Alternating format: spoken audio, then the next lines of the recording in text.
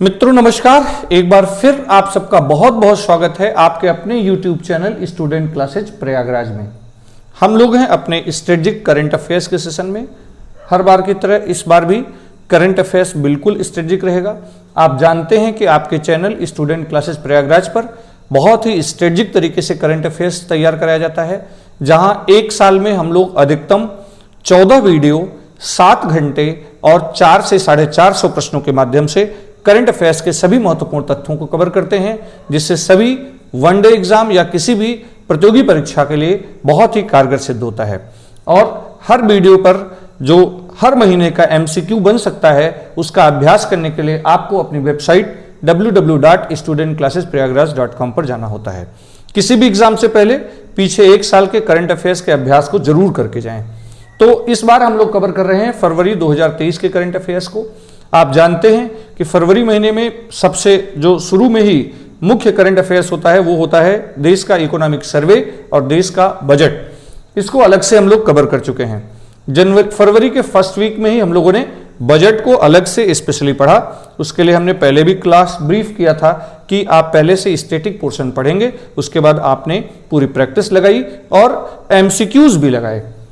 और ये जो वीडियो जा रहा है इस पर MCQ बाकायदा वेबसाइट पर लगा हुआ है, उसे जरूर लगा लें। तो चलिए सब लोग जल्दी से एक एक लाइक करें, शेयर करें, बढ़ते हैं हम लोग आगे। फरवरी महीने का करंट अफेयर्स थोड़ा डिले जानबूझ कर हुआ, क्योंकि फरवरी में हम लोग पहले ही एक अच्छा खासा सेशन बजट पर ले चुके होते हैं, इसलिए अब हम लोग फरवरी का करंट अफेयर्स कवर कर रहे हैं। तो चलिए हम लोग बिना देर के अपने फरवरी के करंट अफेयर्स को आगे बढ़ाते हैं। तो फटाफट हो जाइए तैयार। जहां तक आपने बजट तक लिखा है करंट अफेयर्स में, उसके आगे आप अपने नोट्स को अपडेट करेंगे, बनाएंगे, जिससे आने वाले एग्जाम और प्रैक्टिस में आप बेहतर कर पाएं। साथ ही साथ आवश्यक मानसिक कसरत चलती रहेगी, जैसा हर बार चलता है। तो चलिए हर बार की तरह सबसे पहले हम लोग बात करेंगे फरवरी महीने के महत्वपूर्ण तिथि दिवस पर। तो देखिए स्क्रीन पर आपको दिख रहा होगा फरवरी महीने के जो राष्ट्रीय अंतर्राष्ट्रीय प्रमुख तिथि दिवस होते हैं, जो हमारे लिए बहुत जरूरी हैं, वो 2 फरवरी, 4 फरवरी, 10 फरवरी, 13 फरवरी, 21 फरवरी और 28 फरवरी। ये महत्वपूर्ण तिथियां होती हैं जो आपके लिए बहुत ही कारगर हैं। 2 फरवरी को हर साल मनाया जाता है विश्व आर्द्रभूमि दिवस। विश्व आर्द्रभूमि दिवस।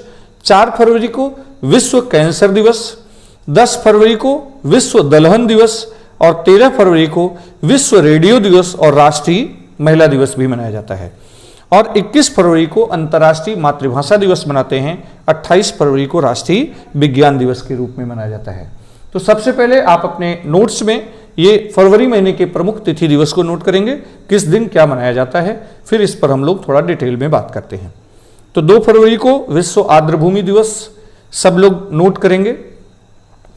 4 फरवरी को विश्व कैंसर दिवस के रूप में मनाया जाता है, इसे भी आप नोट करेंगे, फटाफट आप इसे नोट करेंगे। और 10 फरवरी को विश्व दलहन दिवस के रूप में मनाया जाता है। 13 फरवरी को विश्व रेडियो दिवस और राष्ट्रीय महिला दिवस के रूप में मनाया जाता है। 21 फरवरी को अंतर्राष्ट्रीय मातृभाषा दिवस के रूप में मनाया जाता है और 28 फरवरी को राष्ट्रीय विज्ञान दिवस के रूप में मनाया जाता है। ठीक, तो 2 फरवरी विश्व आर्द्रभूमि दिवस रामसर सम्मेलन के बाद से मनाया जा रहा है। रामसर सम्मेलन 2 फरवरी 1971 को ईरान के रामसर शहर में हुआ था और यह पूरी दुनिया में आर्द्र भूमियों के संरक्षण से संबंधित सम्मेलन था। और उसी उपलक्ष्य में प्रतिवर्ष 2 फरवरी को विश्व आर्द्र भूमि दिवस के रूप में मनाया जाता है। तो पूरे विश्व में जितनी भी आर्द्र भूमियां हैं उसके संरक्षण का प्रयास चल रहा है, क्योंकि आर्द्र भूमियां जो होती हैं देश में, पृथ्वी में जितनी भी आर्द्र भूमियां हैं वो पृथ्वी पर नेचुरल छन्नी का काम करती हैं, जिससे केमिकल ऊपर रह जाते हैं और धीरे धीरे पानी रिस कर वाटर रिचार्ज होता है। भूमिगत जल रिचार्ज करने में इनकी बहुत महत्वपूर्ण भूमिका होती है। और प्रतिवर्ष 4 फरवरी को विश्व कैंसर दिवस मनाया जाता है। कैंसर बीमारी के प्रति जागरूकता फैलाने के उद्देश्य से ये तिथि दिवस मनाए जाते हैं। आप जानते हैं कि जो कैंसर बीमारी है वो न किसी वायरस से होती है न बैक्टीरिया से होती है। जब हमारे सेल में अनियंत्रित वृद्धि होने लगती है, हमारी जीवन की कोशिकाओं में, जो हमारे जीवन की आधारभूत संरचना और कार्य की इकाई है कोशिका, जब सेल डिवीजन अनियंत्रित होने लगता है, अनियंत्रित सेल डिवीजन के कारण ही कैंसर रोग होता है। ठीक, आपको करंट अफेयर्स में आपको कमेंट बॉक्स में बताना है कि ये दलहनी फसलें जो होती हैं वो किसका प्राकृतिक स्रोत होती हैं, उसमें सबसे ज्यादा क्या पाया जाता है। तो आप फटाफट कमेंट बॉक्स में मानसिक कसरत करेंगे कि दालें किसका स्रोत होती हैं। प्रतिवर्ष 10 फरवरी को विश्व दलहन दिवस के रूप में मनाया जाता है और भारत दलहन का विश्व का सबसे बड़ा उत्पादक लेकिन सबसे बड़ा उपभोक्ता भी है और सबसे ज्यादा आयातक भी है। हमारे यहाँ जितनी खपत है दाल की उतना उत्पादन हमारे देश में नहीं हो पाता है, फिर भी पूरे दुनिया में सबसे ज्यादा उत्पादन भारत में होता है, सबसे ज्यादा आयात भी भारत को करना पड़ता है। तो जो लोग करंट अफेयर्स कमेंट बॉक्स में बता रहे हैं कि दालें प्रोटीन का बेहतर स्रोत होती हैं, बिल्कुल सही है। 13 फरवरी को विश्व रेडियो दिवस और राष्ट्रीय महिला दिवस मनाया जाता है और फटाफट आप कमेंट बॉक्स में आंसर करेंगे कि अंतर्राष्ट्रीय महिला दिवस कब मनाया जाता है। और ये बीत भी चुका है, जो महीना चल रहा है इसी महीने में मनाया जाता है। कमेंट बॉक्स में फटाफट आप आंसर करेंगे कि अंतर्राष्ट्रीय महिला दिवस कब मनाया जाता है। मानसिक कसरत में आप प्रश्न का उत्तर देंगे कि अंतर्राष्ट्रीय महिला दिवस कब मनाया जाता है। 21 फरवरी को अंतर्राष्ट्रीय मातृभाषा दिवस के रूप में मनाया जाता है और 28 फरवरी को राष्ट्रीय विज्ञान दिवस। 28 फरवरी को डॉक्टर सीवी रमन द्वारा राष्ट्रीय विज्ञान सीवी रमन प्रभाव की खोज की गई थी और इसी उपलक्ष्य में प्रतिवर्ष सीवी रमन के इस खोज के लिए भारत में राष्ट्रीय विज्ञान दिवस के रूप में मनाया जाता है। सर सीवी रमन को 1930 में भौतिकी का नोबेल पुरस्कार भी दिया गया था। ठीक, उनकी इन खोजों के लिए सीवी रमन द्वारा किए गए रमन प्रभाव खोज के लिए यह पुरस्कार दिया गया था। ठीक, तो बिल्कुल सही है जो लोग बता रहे हैं 8 मार्च बिल्कुल सही है। आपको एक साथ 10 जनवरी, 21 फरवरी और 14 सितंबर ये तीनों डेट एक साथ याद रखनी होती है।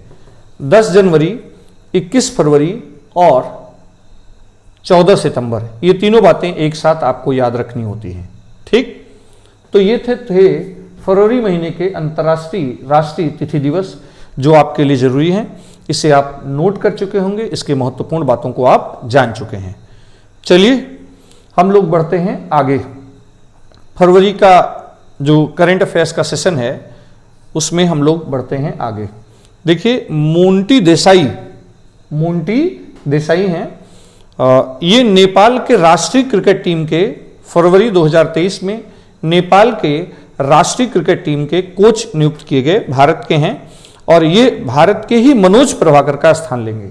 इससे पहले नेपाल की राष्ट्रीय क्रिकेट टीम के जो मुख्य कोच थे वो मनोज प्रभाकर थे, उनका स्थान मोंटी देसाई ले रहे हैं।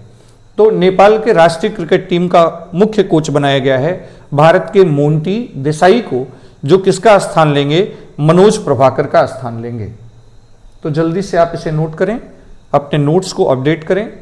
करंट अफेयर्स हमारा स्ट्रेटेजिक रहता है और बहुत आसानी से महीने में मुश्किल से 1 घंटा समय निकालकर हम लोग अपने करंट अफेयर्स को अपडेट किए रहते हैं, जो किसी भी एग्जाम के लिए बहुत ही कारगर होता है। ठीक, वैसे तो आजकल 365 घंटे और 30,000 से ज़्यादा प्रश्न पढ़ाए जा रहे हैं करंट अफेयर्स में। ठीक, चलिए हम लोग बढ़ते हैं आगे। देखिए आजकल चर्चा में है SSLV-D2, ये हमारे ISRO Indian space research organisation जो भारत की राष्ट्रीय अंतरिक्ष एजेंसी है, उसके द्वारा अपना सबसे छोटा जो रॉकेट लॉन्च किया गया है वो 10 फरवरी 2023 को अपने सबसे छोटे रॉकेट का पर लॉन्च किया गया है और इससे 3 उपग्रह अंतरिक्ष में भेजे गए हैं और इसका नाम है SSLV-D2।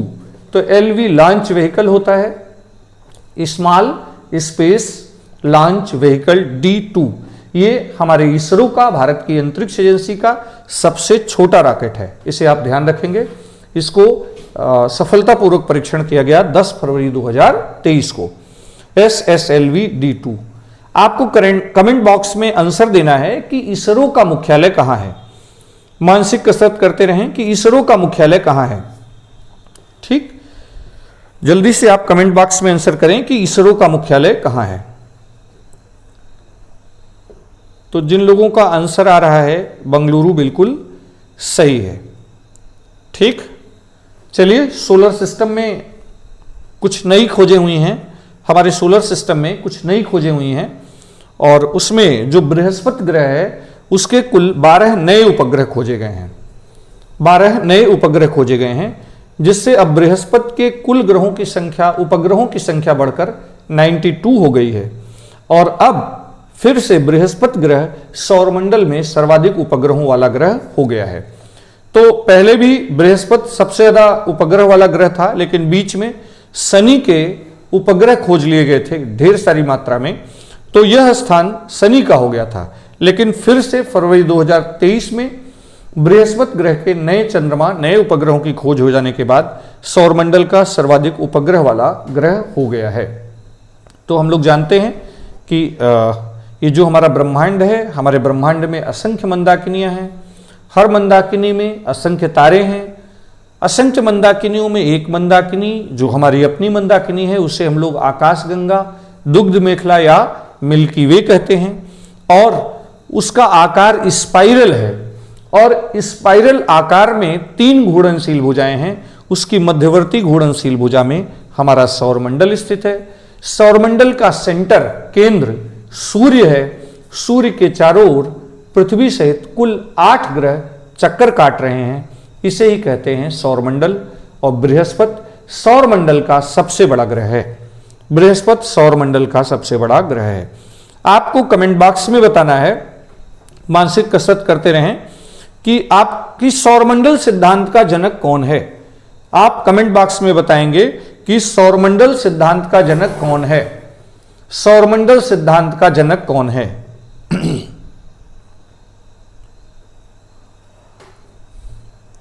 तो जिन लोगों का कमेंट बॉक्स में आंसर कॉपरनिकस आ रहा है वो बिल्कुल सही बता रहे हैं। कॉपरनिकस आ रहा है, बिल्कुल सही बता रहे हैं।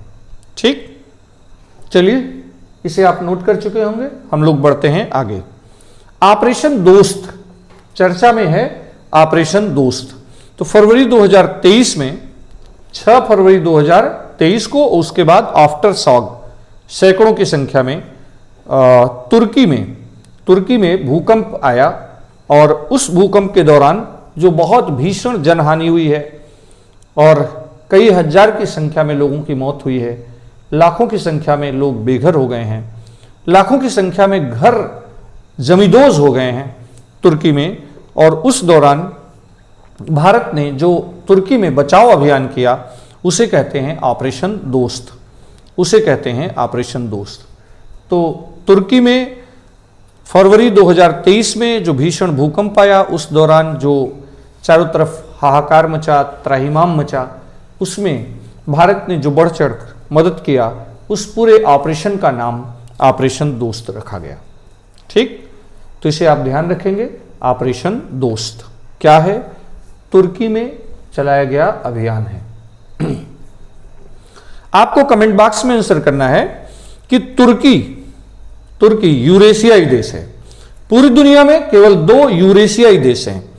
2 देश ऐसे हैं जिनकी भूमि 2 महाद्वीपों में मिलती है। एक तो तुर्की है, दूसरा कौन सा देश है? आपको कमेंट बॉक्स में आंसर करना है कि 2 देश हैं, एक तुर्की है और दूसरा कौन सा देश है। तुर्की का नया नाम तुर्की हो गया है। ठीक, तो कमेंट बॉक्स में आप जल्दी से आंसर करेंगे। तो जिन लोगों का आंसर आ रहा है रूस, बिल्कुल सही है। रूस पूरे विश्व में दुनिया का क्षेत्रफल की दृष्टि से सबसे बड़ा देश है। तुर्की और रूस 2 यूरेशियाई देश हैं। रूस और तुर्की दोनों की भूमि, कुछ भूमि यूरोप में और कुछ भूमि एशिया में है, लेकिन पॉलिटिकली राजधानी चूंकि यूरोप में है इसलिए यूरोपीय देश काउंट होते हैं। तुर्की को यूरोप का मरीज भी कहा जाता है। ठीक, चलिए हम लोग बढ़ते हैं आगे, बात करते हैं HAL की। चर्चा में है हिंदुस्तान एरोनॉटिकल लिमिटेड। भारत में सबसे बड़ी हेलीकॉप्टर बनाने की कंपनी कर्नाटक के टुमकुर में स्थापित किया है। HAL ने भारत की सबसे बड़ी हेलीकॉप्टर बनाने की कंपनी कर्नाटक के टुमकुर में स्थापित किया गया है। आप इसे फटाफट नोट करेंगे। HAL Hindustan aeronauticals limited Bharat में डिफेंस के क्षेत्र में कंपनी है जो हेलीकॉप्टर और एरोनॉटिक्स के निर्माण में लगी हुई कंपनी है, सबसे बड़ी भारत सरकार की कंपनी है। उसने भारत में हेलीकॉप्टर बनाने की भारत की सबसे बड़ी कंपनी की स्थापना की है कर्नाटक के तुमकुर में। आप इसे ध्यान रखेंगे, कर्नाटक के तुमकुर में। ठीक, चलिए बढ़ते हैं आगे, लेकिन उसके पहले आप कमेंट बॉक्स में मानसिक कसरत करते रहें और फटाफट आप लोग आंसर करेंगे कि कर्नाटक की राजधानी क्या है। फटाफट बात करेंगे, कमेंट बॉक्स में आप आंसर करेंगे कि कर्नाटक की राजधानी क्या है। फटाफट आप इसे आंसर करें, हम लोग बढ़ते हैं आगे। चलिए हम लोग इसके आगे बढ़ते हैं। हम लोग हैं फरवरी 2023 के करंट अफेयर्स के सेशन में। ठीक, तो देखिए ये आपकी वेबसाइट गूगल पर www.studentclassesprayagraj.com और फिर ये MCQ है। MCQ पर क्लिक करके होम पेज पर जाएंगे, MCQ पर क्लिक करेंगे और MCQ पर क्लिक करेंगे तो टॉपिक वाइज प्रैक्टिस क्वेश्चन लगे हैं, बिल्कुल निःशुल्क और बहुत ही स्टैंडर्ड। इन सारे प्रश्नों को बनाने में हमारा उद्देश्य, एक तो हमने अपने 12 साल के अध्यापन अनुभव को लगाया है और जो लगातार बच्चों की समस्या रहती कि प्रैक्टिस का स्तर कैसा हो और कहां से करें और बार बार प्रैक्टिस न करना पड़े। एक बार पढ़ाई करें, बहुत किताबें, बहुत टेस्ट, ये सब ना कि 40 एग्जाम, 40 प्रकार के टेस्ट, 40 प्रैक्टिस टेस्ट नहीं। एक बार हम तैयारी में आएंगे तो मैथ, रीजनिंग, जीएस, हिंदी और अंग्रेजी जो कॉम्पिटिटिव एग्जाम के जो भी सिलेबस हैं उनकी ऐसी तैयारी कर लें कि लगातार जो भी एग्जाम मिले उसके लिए बार बार हमको पढ़ना ना पड़े। और इस पूरे को पढ़ने में, बनाने में ध्यान रखा गया है कि जो टॉपिक लिया जाए फिर वो अपने आप में कंप्लीट टॉपिक हो। जैसे मान लीजिए कि हमने विश्व के भूगोल में एटमॉस्फेयर पर बात किया, तो एटमॉस्फेयर में हमने पूरा ध्यान रखा है कि पिछले प्रीवियस ईयर के क्वेश्चन जो पूछे गए हैं विभिन्न एग्जामों में, लगभग 12 भारत के एग्जामों को, वनडे एग्जामों को हम लोगों ने इसमें कवर किया है और वहां पूछे गए वायुमंडल के सभी सवालों पर स्टडी करी गई, उस टॉपिक पर स्टडी करी गई, रिपीटेशन सवाल हटाए गए और हर उन प्रश्नों को शामिल किया गया जिससे एटमॉस्फेयर के सभी सेक्शन तक आपका रिवीजन हो जाए। तो एक आप पढ़ाई करें, उसके बाद कहीं भी पढ़ें, लेकिन यहां आप एक स्टैंडर्ड प्रैक्टिस और जो बहुत ही टेस्ट फॉर्मेट में है और एक बहुत ही शानदार ग्रेडिंग सिस्टम लगा हुआ है, तो यहां निःशुल्क प्रैक्टिस सेट जरूर लगाएं। साथ ही साथ अपनी वेबसाइट पर ये कुल 38 टेस्ट का वनडे सीरीज के लिए कॉमन जनरल टेस्ट सीरीज हमने शुरू की है। इसे आप जरूर पढ़ें, फीचर्स, और इसे एक बार ज्वाइन जरूर करें। आपने बहुत टेस्ट लगाए होंगे, लेकिन एक 100-200 रुपए की बात नहीं, एक छोटे से अमाउंट में आपको 3800 प्रश्नों का कंप्लीट टेस्ट, ये भी अपने आप में एक अंतिम टेस्ट सिद्ध होगा यदि आप इसे ज्वाइन करते हैं। तो फिर अगर ईमानदारी से इसे ज्वाइन किया और स्ट्रेटेजिक तरीके से इसे लगाया तो फिर जिंदगी में दोबारा कभी किसी टेस्ट की आवश्यकता नहीं पड़ेगी। यह अंतिम टेस्ट सिद्ध होगा और यह टेस्ट ही आपको आपके मुकाम तक पहुंचा देगा। ठीक, चलिए बढ़ते हैं आगे। चलिए बात करते हैं आगे और देखिए आंध्र प्रदेश राज्य फिर से चर्चा में है। आंध्र प्रदेश राज्य से 2014 में, जून 2014 में तेलंगाना राज्य अलग हुआ था और जो आंध्र प्रदेश की राजधानी हुआ करती थी हैदराबाद, हैदराबाद तेलंगाना के हिस्से में गया और तेलंगाना और हैदराबाद, आंध्र प्रदेश दोनों की राजधानी पिछले 10 वर्षों से बनी हुई है। बाद में आंध्र प्रदेश को अपनी राजधानी तय करना था, उसने शुरू में अमरावती को अपनी राजधानी घोषित किया था, लेकिन उसने फिर से तय किया है कि आंध्र प्रदेश राज्य ने तय किया है कि उसकी अपनी राजधानी विशाखापट्टनम होगी। तो आंध्र प्रदेश राज्य ने जो तय किया है कि उसकी अपनी राजधानी अब क्या होगी, विशाखापट्टनम, तो उसकी नई राजधानी विशाखापट्टनम होगी। यह बात फरवरी 2023 में तय की गई, इसलिए चर्चा में रहा है। ठीक, तो इसे आप नोट करेंगे। चलिए, विश्व भारती विश्वविद्यालय आजकल चर्चा में है। विश्व भारती विश्वविद्यालय आजकल चर्चा में है। यह पश्चिम बंगाल में है। इसकी स्थापना 1921 में रविन्द्रनाथ टैगोर ने किया था। रविन्द्रनाथ टैगोर को कविगुरु और गुरुदेव भी कहा जाता था। ठीक, और यूनेस्को ने विश्व भारती विश्वविद्यालय को लिविंग विरासत विश्वविद्यालय घोषित किया गया है और यह दुनिया का पहला ऐसा लिविंग विरासत विश्वविद्यालय घोषित है। तो यूनेस्को ने विश्व का पहला लिविंग विरासत विश्वविद्यालय घोषित किया है विश्व भारती विश्वविद्यालय को।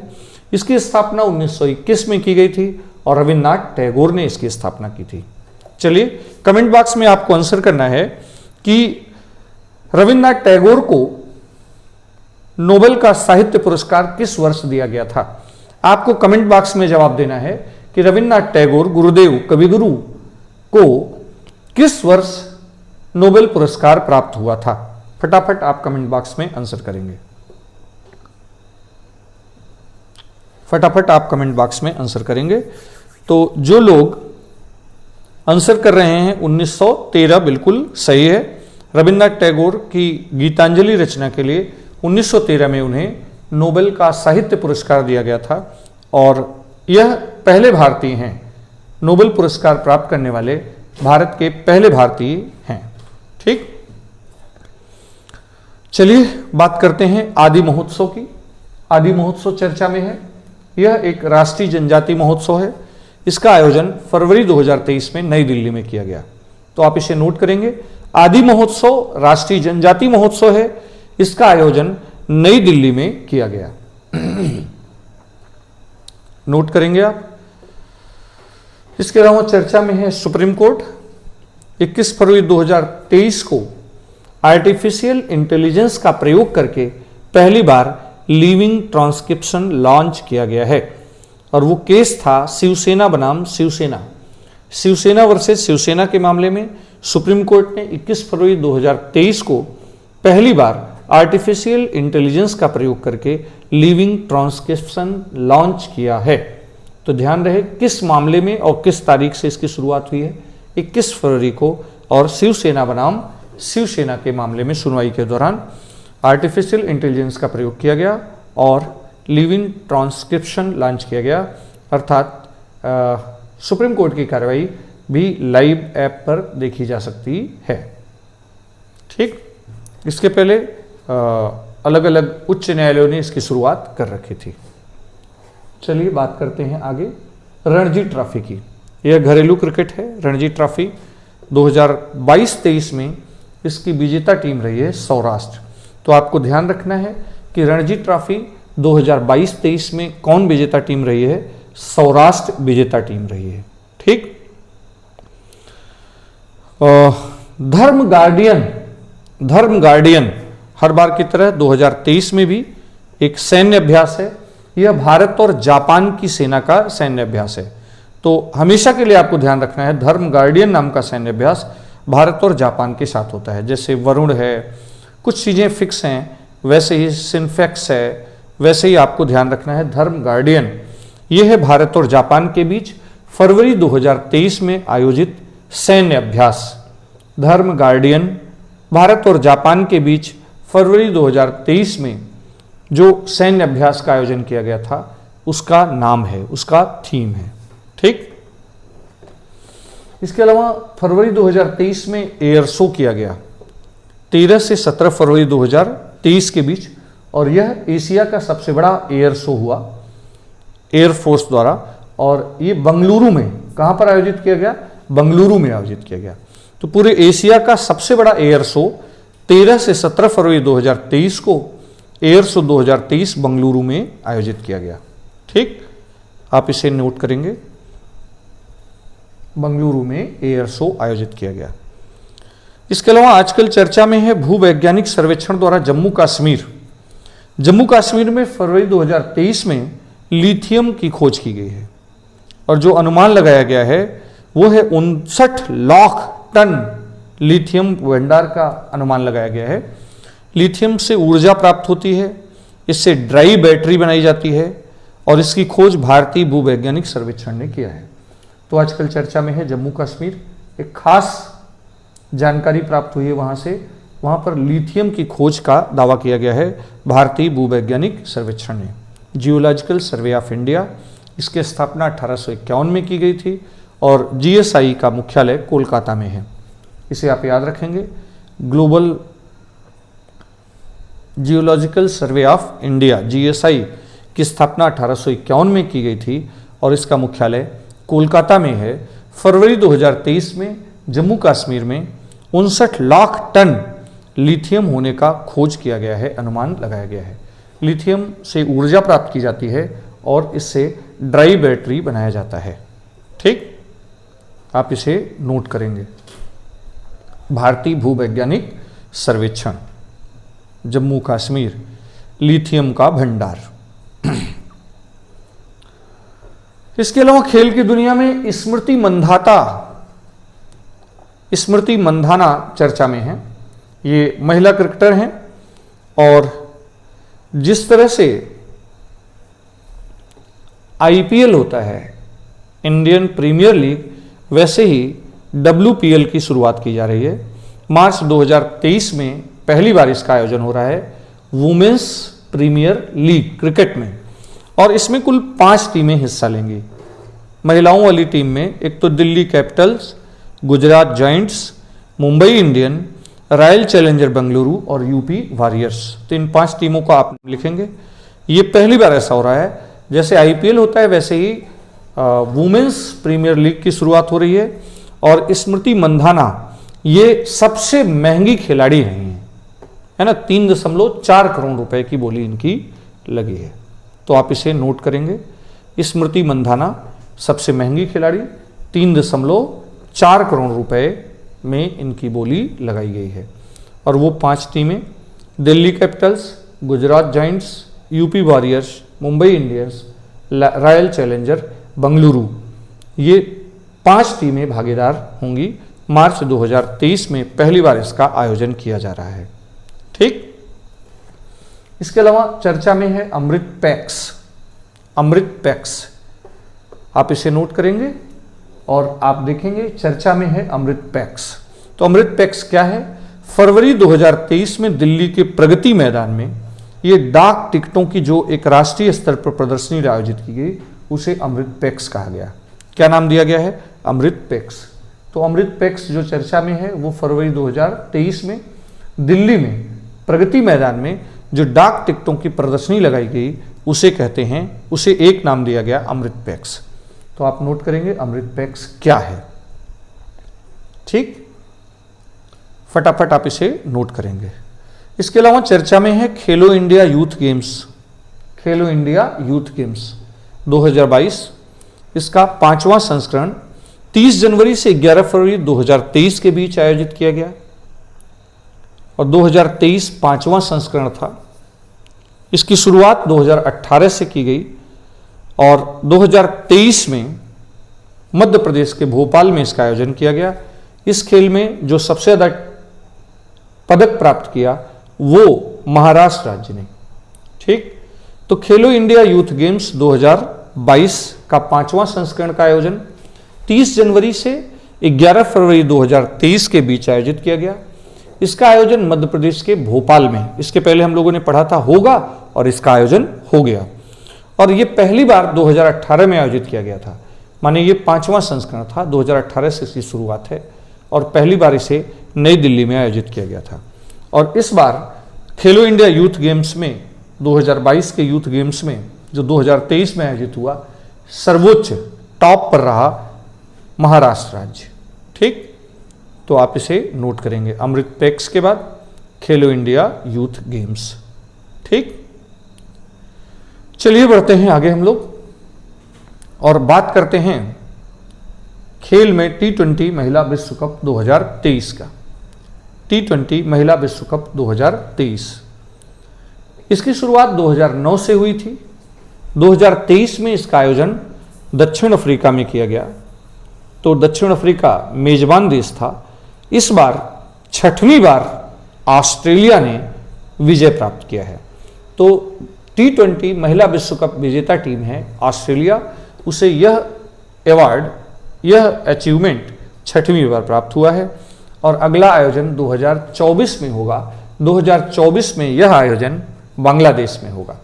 T20 2024 का आयोजन, महिला विश्व कप 2024 का आयोजन बांग्लादेश में होगा। आप इसे नोट करेंगे। T20 महिला विश्व कप 2023, मेजबान देश दक्षिण अफ्रीका, वहां पर आयोजन हुआ। विजेता टीम ऑस्ट्रेलिया रही और अब अगला आयोजन 2024 में होगा। 2024 में यह आयोजन बांग्लादेश में होगा। ठीक, आप ये सारी बातें नोट करेंगे। चलिए, मेरे ख्याल से आप इसे नोट कर चुके होंगे। चर्चा में यूट्यूब है, चर्चा में यूट्यूब है, आप यूट्यूब देख भी रहे हैं। तो यूट्यूब के नए सीईओ नील मोहन को नियुक्त किया गया है। नील मोहन सुजान रिजकी का स्थान लेंगे। किसके स्थान पर इनकी नियुक्ति हो रही है? सुसान रिजकी का स्थान लेंगे। और नील मोहन भारतीय मूल के हैं, ठीक, भारतीय मूल के अमेरिकी हैं नील मोहन। ये यूट्यूब के नए सीईओ होंगे, ठीक। इसके अलावा विश्व बैंक के नए चीफ अजय बंगा को नियुक्त किया है। अजय बंगा को नियुक्त किया है। ये डेविड मालपास का स्थान लेंगे। तो डेविड मालपास के स्थान पर भारतीय मूल के अजय बंगा को विश्व बैंक का नया हेड अध्यक्ष चुना गया है। आप जानते हैं कि विश्व बैंक में सर्वाधिक हिस्सेदारी अमेरिका की है और विश्व बैंक के संविधान के अनुसार जिस देश की हिस्सेदारी सबसे ज़्यादा होती है उस देश द्वारा ही अध्यक्ष पद का नामांकन किया जाता है, नामित किया जाता है। और यही कारण है कि हमेशा विश्व बैंक में अमेरिका के ही नागरिक अध्यक्ष होते हैं। आपको अजय बंगा नोट करना है और कमेंट बॉक्स में बताना है कि विश्व बैंक का मुख्यालय कहाँ है। फटाफट आपको कमेंट बॉक्स में बताना है कि विश्व बैंक का मुख्यालय कहाँ है, ठीक। चलिए, मानसिक कसरत करते रहिए। इसके अलावा चर्चा में है परमेश्वरम अय्यर। ये नीति आयोग के सीईओ थे और अब विश्व बैंक के भारत के कार्यकारी निदेशक नियुक्त किए गए हैं। विश्व बैंक में कार्यकारी निदेशक के रूप में परमेश्वरम अय्यर की नियुक्ति की गई है। परमेश्वरम अय्यर। इसके अलावा नई दिल्ली में विश्व पुस्तक मेले का आयोजन किया गया 25 फरवरी से 5 मार्च 2023 के बीच में। 25 फरवरी से 5 मार्च 2023 के बीच में। और इस पूरे विश्व पुस्तक मेले का जो आयोजन था, थीम था, वो था आज़ादी का अमृत महोत्सव। और बहुत चर्चा में रहा कि पहले दिन रिकॉर्ड रामचरितमानस की खरीद हुई थी। यहाँ पर सबसे ज़्यादा रिकॉर्ड रामचरितमानस की खरीद हुई थी, ठीक।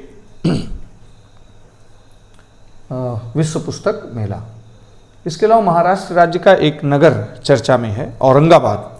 औरंगाबाद का नाम बदलकर संभाजी नगर कर दिया गया है। और आप जानते हैं कि मराठा साम्राज्य का उत्कर्ष शिवाजी के नेतृत्व में हुआ था और शिवाजी के पुत्र हुए संभाजी, उन्हीं के नाम पर औरंगाबाद का नाम रखा गया है। औरंगाबाद मूलतः इसकी स्थापना औरंगजेब ने की थी। औरंगजेब ने अपने कार्यकाल में दक्षिण भारत में अपनी राजधानी औरंगाबाद को ही बनाया था, ठीक। इसके अलावा फिजी चर्चा में है। फिजी की राजधानी सुआ है। वहाँ हमारे विदेश मंत्री एस जयशंकर ने सरदार वल्लभ भाई पटेल की प्रतिमा का अनावरण किया है। तो फिजी की राजधानी सुआ आजकल चर्चा में है क्योंकि वहाँ पर भारत के विदेश मंत्री एस जयशंकर ने सरदार वल्लभ भाई पटेल की मूर्ति का अनावरण किया है, ठीक। आपको कमेंट बॉक्स में बताना है कि विश्व की सबसे ऊंची मूर्ति जिसे स्टैच्यू ऑफ यूनिटी के नाम से जाना जाता है, भारत में है, वह किसकी मूर्ति है। कमेंट बॉक्स में आपको आंसर देना है, ठीक। तो ये मानसिक कसरत करते रहें। ये फरवरी 2023 महीने का करंट अफेयर्स था जो बहुत स्ट्रेटेजिक था और छोटा सेशन था क्योंकि सबसे मेजर पार्ट फरवरी महीने का हम लोगों ने अलग करके बजट सेक्शन में पढ़ा है। उसके लिए अलग से आपके लिए टेस्ट दिए गए हैं, वो टेस्ट आप लगा चुके हैं। ये फरवरी के कुछ महत्वपूर्ण जरूरी कॉन्सेप्ट थे, ये आपने पढ़ा और इसका पूरा टेस्ट आपकी वेबसाइट www.studentclassesprayagraj.com पर लगा हुआ है, ठीक मित्रों। तो ये आज का स्टैटिक सेशन खत्म होता है। जल्दी ही हम किसी खास क्लास के साथ आपके बीच हाजिर होंगे। तब तक के लिए दीजिए इजाज़त। लेकिन याद रहे कि वीडियो को अपने चैनल के किसी भी वीडियो और वेबसाइट के किसी भी टॉपिक को हल करने के बाद, देखने के बाद उसे लाइक करना और शेयर करना न भूलें। अपने सोशल मीडिया प्लेटफॉर्म पर एक बार कुछ देर के लिए अवश्य आप क्या जगह दिया करें।